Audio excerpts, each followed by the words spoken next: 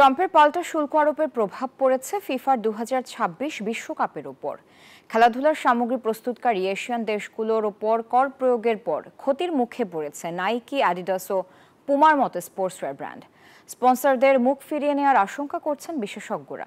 সহযোগী দেশ কানাডা, মেক্সিকোর সঙ্গে প্রচারণার বদলে সম্পর্কের ফাটলের সরব বিশ্ব গণমাধ্যম। যুক্তরাষ্ট্রের পাল্টা শুল্ক আরোপের ঘটনায় কেঁপে উঠেছে বিশ্ব অর্থনীতি। এবার তার শকওয়েভ গিয়ে ঠেকেছে ক্রীড়া জগতে। শাকিরার ওয়াকা ওয়াকা আর কেনানের ওয়েভিন ফ্ল্যাগের জায়গায় বিশ্বকাপের আগে আলোচনার কেন্দ্রতে ট্রাম্পের শুল্ক নীতি। Biggest show on earth FIFA বিশ্বকাপ 2026-এর 3 স্বাগতিক দেশ যুক্তরাষ্ট্র, কানাডা ও মেক্সিকো। বাকি 2 কোহোস্টের সঙ্গে সম্প্রীতির বন্ধনে বিভিন্ন মার্কেটিং থিম সং প্রকাশ বাদ দিয়ে ডোনাল্ড ট্রাম্প জানুয়ারিতে 25% শুল্ক আরোপ করে বসে 2 প্রতিবেশী দেশের সকল আমদানির ওপর।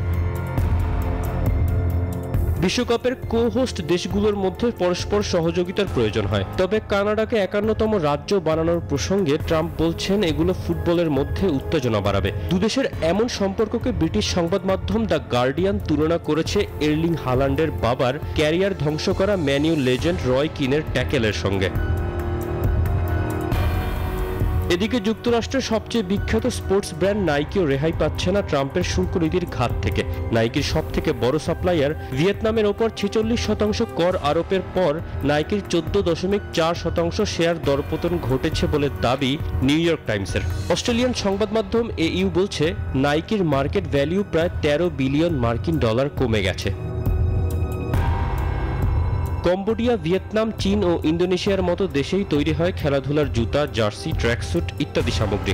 প্রস্তুতকারী দেশগুলোর ওপর মোটা অঙ্কের কর আরোপে ক্ষতি গুনতে হচ্ছে পুমা, অ্যাডিডাস ও যুক্তরাষ্ট্রের আন্ডার আর্মারের মতো প্রতিষ্ঠানকে। বিশ্বকাপের আগে স্পন্সরদের মুখ ফিরিয়ে নেওয়ার আশঙ্কা করছেন বিশেষজ্ঞরা।